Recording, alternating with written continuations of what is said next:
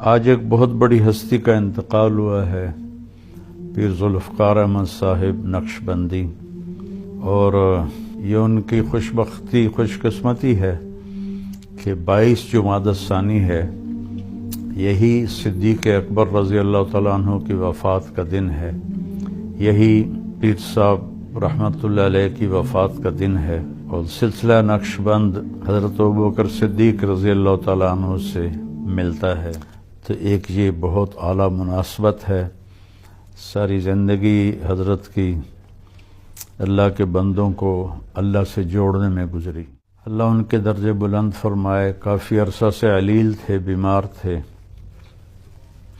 اللہ نے آج بڑے اچھی مناسبت پر اللہ نے ان کو اٹھایا۔ ان کی تو خوش قسمتی ہے کہ دکھوں کا جہان چھوڑ کے اللہ کے پاس چلے گئے۔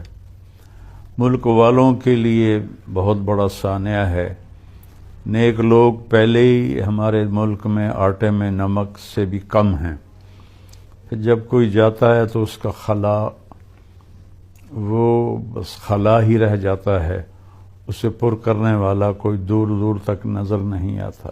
میرا یہ مختصر سا پیغام ہے اس عالی شان شخصیت کے لیے جو اللہ کے بہت قریب تھے، اور ہزاروں لاکھوں لوگوں کو انہوں نے اللہ کے قریب کیا۔